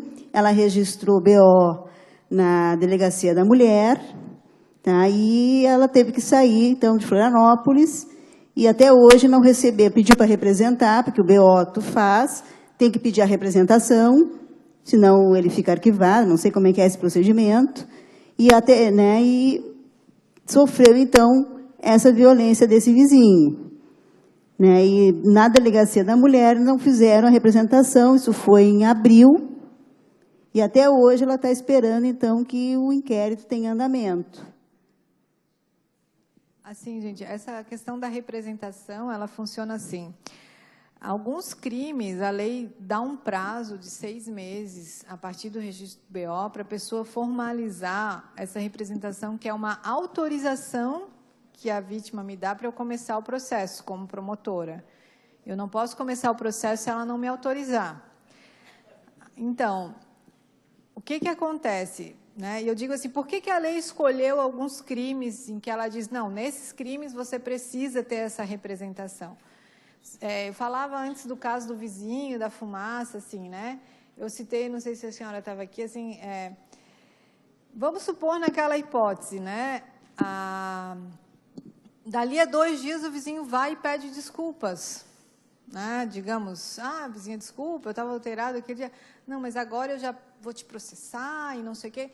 Então, são crimes em que a lei estabelece um prazo para que a pessoa possa avaliar como que, digamos assim, né, pensar, porque o processo tem consequências, o sujeito tem que contratar advogado, ele pode pegar uma pena, ainda que ele não seja preso, ele vai ficar com aquele registro na folha corrida dele, tem consequências, né? Então, a lei dá esse prazo para a pessoa de 6 meses. Normalmente, o que eu tenho percebido? A mulher, esse é um caso que não se aplica à Lei Maria da Penha, mas ele pode responder pela ameaça, se, né, a senhora mesmo falou, ele era um vizinho, um traficante, que foi lá e ela se sentiu... Oi, cara. E ela se sentiu ameaçada, né? Ou ele ameaçou diretamente, né? Não sei. Então, assim, ela pode pedir uma medida protetiva contra ele? Não. Mas ele vai responder pela ameaça. Mas aí ela precisa, na delegacia mesmo, ou na hora, ou dentro desse prazo de 6 meses, que a lei dá esse prazo para a pessoa avaliar como que as coisas vão acontecendo, ela precisa ir lá e dizer, eu quero continuar. Talvez, nessa situação, ela precise ir à delegacia assinar essa representação, ou ela pode procurar direto a promotoria, né? Ou qualquer delegacia que ela vá, para assinar esse documento de representação. Tá? Então, assim, às vezes as pessoas não são bem esclarecidas, né? E aí ficam esperando, achando que vai acontecer alguma coisa e não acontece nada, porque a gente precisa dessa autorização para começar o processo. Como eu disse, embora ela não tenha direito a uma medida protetiva, porque não é uma relação que é abarcada pela Lei Maria da Penha, mas se o sujeito é traficante, tem todo um contexto de proteção a testemunhas que pode ser pensado, né? Hoje existe uma lei que estabelece a obrigação do Estado em proteger vítimas e testemunhas durante o processo. Então, a sugestão que eu dou é que ela procure a delegacia onde ela foi e diga, olha, está aqui o meu BO, eu quero representar. Talvez eles estejam lá esperando a tal da representação. Sem prejuízo de ela buscar a promotoria, se ela está se sentindo ameaçada em função da questão do envolvimento com crime organizado. Aí tem outros desdobramentos. Tá bom? Não sei se deu para esclarecer. Aqui. Eu sou a Sandra e a Jaqueline, nós atuamos no Núcleo de Prevenção às Violências na Escola, o NEPRE. E, nesse núcleo, a gente faz um acolhimento aos alunos, às famílias, né, através de escuta. Né, quando ou é encaminhado, ou até já conhece o núcleo. E aí a gente atua internamente com a nossa rede interna e, quando necessário, acessa a rede externa, né? Então, geralmente, é o núcleo de prevenção que faz esse acesso à rede externa, né? Orienta, né? Ou até busca a saúde, o SUAS, né? O SUS ou o SUAS, né? E aí eu gostaria de entender um pouco melhor, assim, porque nós, nesse momento da escuta, em alguns momentos, algumas situações, a gente tem, assim, já tivemos relatos, por exemplo, da aluna dizer assim, minha mãe é agredida, ela só não é agredida quando está grávida, então ela engravida para não ser agredida. Então, né? Então assim, são situações assim que, às vezes, é difícil de chamar as famílias, né? Às vezes se revela algumas coisas através do aluno, né? Às vezes a própria pessoa, a mulher, traz então alguma revelação, dá algum indício, né? Então assim, geralmente a gente orienta a buscar a cesta DP que existe, né? Claro, agora com material em mãos é mais fácil dar uma orientação mais correta, né? Mas assim, eu gostaria de clarear um pouco mais como que a gente pode estar auxiliando, né? De que forma, né? Quando vem do filho, né? Quando vem do adolescente, assim, como que buscam e vem esse relato do adolescente, mas não conta para minha mãe, mas não fala para minha mãe, né? Então, assim, existe muito isso, né? Em algumas situações. A gente sempre orienta, né? Existe a CESADP, que é um serviço. Daí o adolescente diz, mas ela não vai, nem que eu levar amarrada, nem que eu... Né? A gente diz assim, existe esse serviço, né? Existe essa possibilidade de estar fazendo essa denúncia, mas assim, de que forma a gente pode estar auxiliando assim melhor? E uma outra situação que a gente teve também de uma menina que chegou, acho que ela tinha 12, 13 anos, que ela solicitou ajuda, que ela pediu para que nós a levássemos ao conselho, porque ela queria ser abrigada, né? E era uma violência da mãe contra a menina. E aí ela foi, o conselho estava buscando por essa menina, a gente levou ela até o conselho estava buscando por ela, e ela foi abrigada. Daí, assim, eu não sei, a gente é leigo, né? A gente queria entender, mas eu vou ter medida protetiva, não vou ter? Eu não sei, eu queria entender se o abrigo é uma medida protetiva ou cabe outra medida na situação de mulher, assim, de afastamento da mãe. E aí, como a escola, né, como lida com isso? Porque, às vezes, a mãe, usuária de drogas, vem até a escola, não, eu sou a mãe, eu sou... Né? Então, assim, como podemos atuar nessas situações? Também um esclarecimento melhor para isso, assim, se é possível. Vou começar pelo final, então. O acolhimento institucional, o abrigo, é uma medida de proteção prevista no Estatuto da Criança e do Adolescente, tá? Eu até acabei esquecendo de falar que também a medida de abrigo, ela existe na Lei Maria da Penha, uma medida protetiva de urgência. Florianópolis conta com uma casa-abrigo para mulheres em situação de violência. A porta de entrada é o CRENV, né? Então, a mulher não precisa esperar um BO, se ela... Não, eu quero sair de casa e não, ela pode ir direto no CRENV, o CRENV faz o encaminhamento para casa-abrigo, nas situações em que ela é vítima de violência. Mas, sendo adolescente, aí o procedimento ele vai seguir na Justiça da Infância e Juventude, até porque, eventualmente, assim, se é a mãe contra a filha, a gente não tem uma violência baseada no gênero, digamos assim, né, que possa justificar outras medidas da Lei Maria da Penha. Mas, no âmbito da Justiça da Infância e Juventude, também pode-se determinar, por exemplo, que a mãe não vá até o abrigo, né, a suspensão das visitas durante o período de acolhimento. A gente pode determinar que depois, digamos, que a criança volte da escola, esteja sob a guarda de algum parente que essa mãe não se aproxime. Então, assim, na Justiça da Infância vai se avaliar como compatibilizar o direito da proteção à criança com o direito dela de conviver com a família. Não, mas Olha, doutora, ela não quer conviver com a família, essa mãe é usuária de crack, ela não vai ser adotada mesmo, né? A gente sabe que não é perfil de adoção na adolescência, né? Então, ela vai ficar na casa de uma madrinha que é ali perto e aí vai continuar na escola para não perder o ano, né? Que são os casos, talvez, mais comuns, assim. E aí, como garantir que essa mãe não se aproxime dela? Aí, a Justiça da Infância pode, sim, né, determinar outras medidas nesse sentido, de proibição da mãe se aproximar da escola, sabe? E aí, com sanções, claro, se ela descumprir, para garantir a proteção à criança. Então, assim, cada caso é um caso mesmo, sabe? Existe essa possibilidade, né? Quando ela está em acolhimento institucional, isso é bem tranquilo, assim, porque é só suspender o direito de a mãe visitar a filha, né? Porque, como eu disse, não é um direito da mãe visitar a filha, é um direito da filha de conviver com a mãe. Mas se é mais prejudicial à adolescente, e isso for comunicada pela equipe do abrigo, né, o juiz determina a suspensão e a proibição dessa mãe realizar as visitas, né?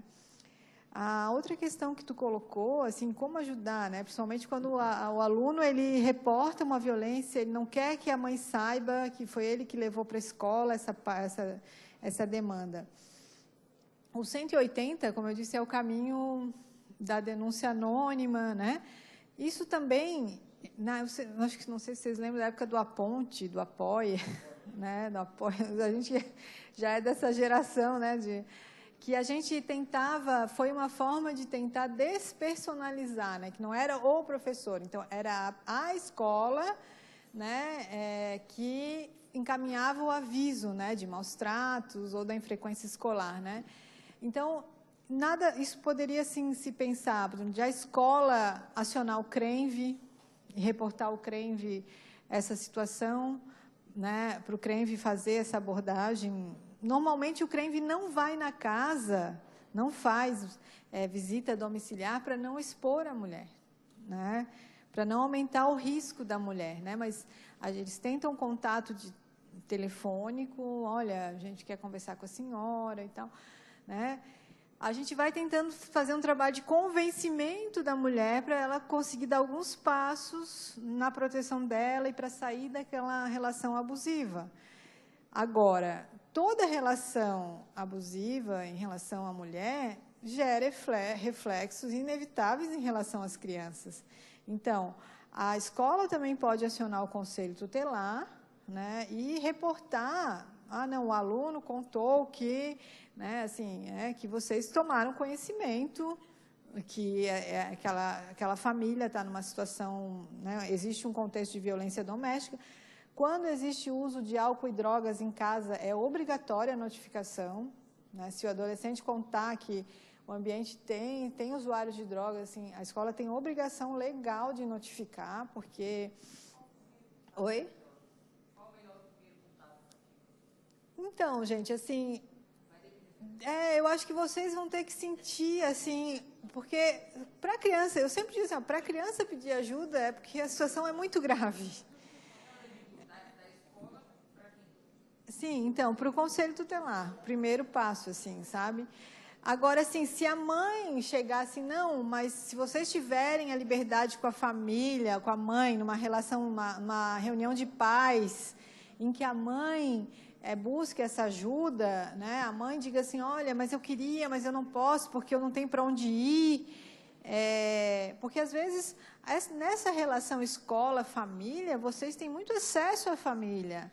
E é ali que a mãe vai dizer assim, olha, eu não tenho para onde ir, eu não tenho dinheiro, se ele sair de casa, como é que eu vou me sustentar? Então, assim, vocês saberem, poder dizer para ela assim, olha, a senhora sabe que aqui na cidade tem uma casa-abrigo, que a senhora pode ir com seus filhos, tá? As mulheres podem ficar com os filhos nessa casa-abrigo.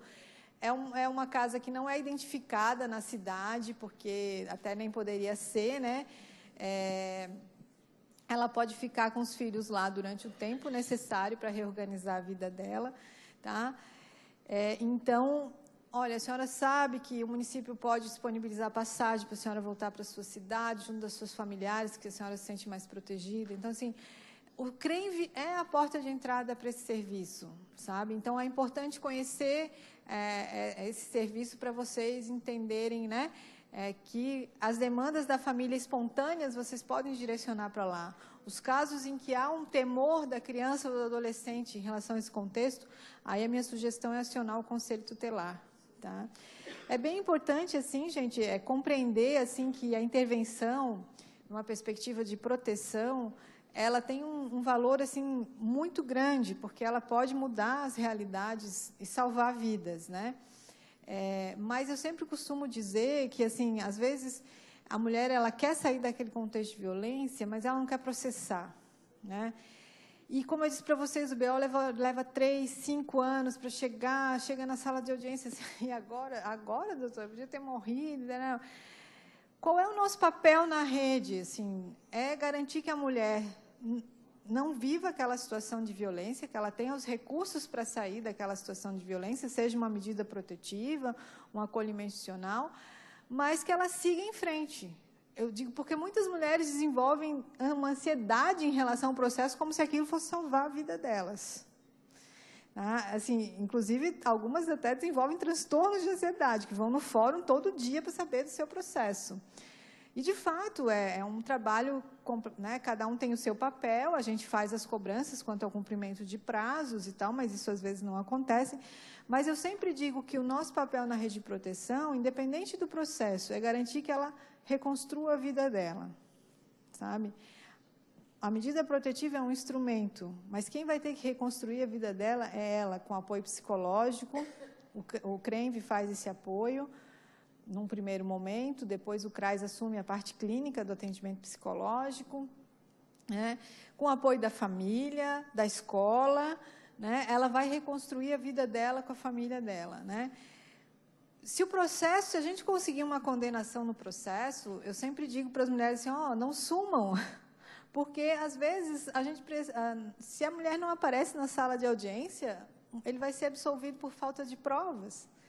E, para a mulher, por mais que ele não vá preso, que ele não vá cumprir pena na prisão, o processo ele tem um efeito simbólico, que é o que a gente chama de validação da versão da vítima. O que é isso? É como se dissesse assim, viram, eu não estou louca. Alguém me ouviu. Isso empodera a mulher, resgata a autoconfiança dessa mulher para seguir em frente. Então, assim, o processo ele é importante, ele tem esse efeito simbólico para que ela consiga seguir em frente, mas ela precisa seguir em frente apesar do processo, porque ele pode, eventualmente, até ser absolvido, né? Então, é nesse sentido que a gente precisa conhecer a rede e dizer, olha, vamos pensar no processo, mas também vamos pensar em como resolver a tua vida aqui. Precisa transferir um menino de escola, porque vocês sabem que tem uma lei municipal aqui que garante a prioridade em vaga de creche para mulheres vítimas de violência, né? Para filhos de... Aqui o município vem cumprindo, tá? Assim, os casos que a gente recebe em medida protetiva, que a mulher precisa se mudar para outra região da cidade, e aí não tem vaga em creche, a gente tem requisitado as vagas nos processos e tem sido cumprido, né? Porque a gente sabe que, infelizmente, a demanda de creches da educação infantil está alta, né? Municipal? Não, estadual não. É porque eu acho que a demanda da educação infantil é mais municipal mesmo, né? Boa tarde, meu nome também é Sandra. Não sei se a minha pergunta faz sentido aqui nesse momento. É que na escola que eu trabalho, tem uma família, tem várias famílias, e as crianças ultimamente vêm se cortando. Corta os braços, chegam na sala todo cortado, agride os outros colegas, agride o professor. E a gente tem chamado as mães na escola, fizemos inclusive o Apoia, e a mãe vai na escola e coloca aqui a escola que é culpada. Vocês que são culpados por meu filho fazer isso. E agora esteve ameaçando que vai entrar na justiça e tal. Já acionamos o Apoia várias vezes, já acionamos várias vezes o Conselho Tutelar, e, por contrapartida, o Conselho Tutelar coloca exatamente que a escola é culpada. Então, nós estamos numa sinuca de bico, sabe? Usando o termo bem senso comum, porque recente nós chamamos a mãe, a Joyce é minha colega de trabalho, né? Nós fizemos parte do NEP da nossa escola do Estado, e nós estamos com esse problema sério, porque a escola fica com as mãos atadas, não temos apoio de lado nenhum, deixar bem claro, né? A gente não tem apoio de ninguém, então ficamos nós sozinhos. enfrentando a mãe, enfrentando o aluno, aí o aluno é menor. Aí, recentemente, eu sou formada em psicologia, eu sou psicóloga de formação, apesar de ter atuado muito pouco. Então, recentemente, eu trabalho muito com desenho. E ele fez o desenho da família, a família ideal, e a mãe chegou lá e veio me questionando. Tu és psicóloga, por acaso? Aí eu coloquei meu currículo e, né, para a gente poder conversar. Nós conversamos, ela até aceitou, mas saiu de lá assim, ó, vocês é que são as culpadas do meu filho ser assim. Tá? Aí fica um ponto de interrogação, porque quando tu começou a falar aqui, Sandra, né? Eu pensei assim, pô, ela vai chegar quase onde eu estou querendo perguntar também, né? Porque são essas questões que acontecem nas nossas escolas hoje. Porque nós não temos aquela violência que as crianças, que as mães apanham, nada, isso aí não tem. Mas essa questão mesmo, são crianças indo para a escola, pegando navalhas e se cortando no banheiro.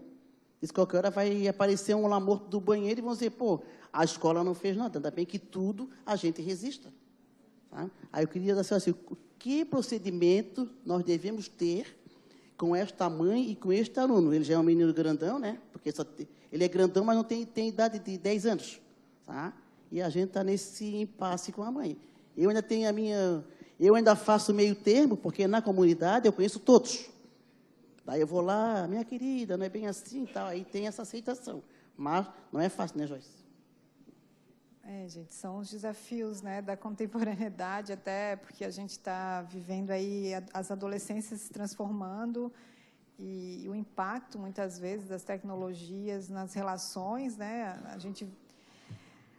a questão, primeiro, que eu acho que assim, a automutilação é um indicativo muito grave de alguma coisa que está acontecendo, uma disfuncionalidade na dinâmica, no desenvolvimento da criança, assim, que precisa de uma intervenção especializada, né? Porque eu acho que somente um médico psiquiatra ou uma terapia clínica talvez possa identificar né, qual seria a causa. Né, talvez a gente aqui possa falar em várias causas que podem estar associadas à automutilação, né? Desde o abuso sexual até as questões relacionadas à internet, como aquele jogo lá, o Baleia Azul, né? Na realidade, é a família ideal que ele quer, porque a mãe não vive com o pai. Ah, entendi. O pai, quando pega ele para passear, só leva com mala, porque o pai é um mala. Outro aspecto que vocês é que acabam tendo que intervir na dinâmica do cotidiano do adolescente a partir disso, né? Um outro aspecto que eu queria colocar, a partir da tua colocação, assim, não cabe ao Conselho Tutelar julgar, dizer quem é o culpado. A família pode não ter uma compreensão quanto ao papel da escola, mas não é o Conselho Tutelar que vai dizer a escola vai fazer isso, a escola vai fazer aquilo. Acho que o conselho pedagógico, né, eu não sei como é que chama, cada escola tem uma forma assim de avaliar as medidas. O conselho é o órgão de proteção, sim, o procedimento é esse, inicial, de acionar o conselho, dizer, olha, eu vi essa situação acontecendo, o conselho, não, viu, encaminhou, não está acontecendo nada. Se a escola não aceitar o posicionamento do conselho, gente, é o Ministério Público que vocês têm que acionar. Sabe, aqui na capital existe uma promotoria específica da educação, que é a 25ª, né? Na educação estadual, vocês, né? O doutor Davi, do Espírito Santo. A gente já trabalhou juntos em vários casos, assim, que envolviam violência doméstica e a escola, né? Então, a minha sugestão é que, assim, se o conselho foi se a intervenção do conselho vocês não concordam, vocês podem questionar, seja judicialmente, se a escola entrasse com uma ação judicial, seja através do Ministério Público. Então, a minha sugestão é que vocês levem os relatórios, todas as intervenções, com a promotoria, porque ele vai provavelmente acionar a promotoria da infância para aí, sim, fazer uma avaliação psicológica e ver as medidas que podem ser adotadas, tá? Sempre pensar que o Ministério Público, né, hoje nós somos aqui na cidade mais de 50 promotores atuando em diversas áreas, então, assim, ele, né, é o órgão que pode auxiliar nessas intervenções E hoje, por e-mail, né, a gente recebe muita denúncia, muito pedido de ajuda por e-mail, diariamente. A gente tem a obrigação legal de dar retorno, de fazer os atendimentos. Então, assim, entra no site do Ministério Público lá, qual é o promotor que eu vou procurar, né, para tratar desse caso que o Conselho, eu não concordei com a posição do Conselho, digamos assim. Tá bom? Eu acho que eu já estou pegando o horário do Ricardo. Eu vou, então, agradecer mais uma vez. Eu fico à disposição. Tenho um contato nesse folder que eu deixei para vocês. Como eu disse, a gente atende por e-mail, atende...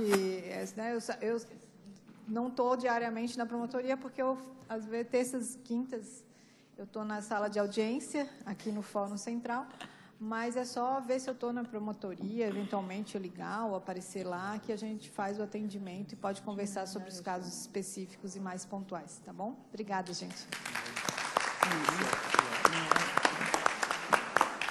Obrigada, doutora Ellen, mais uma vez agradecendo pela palestra.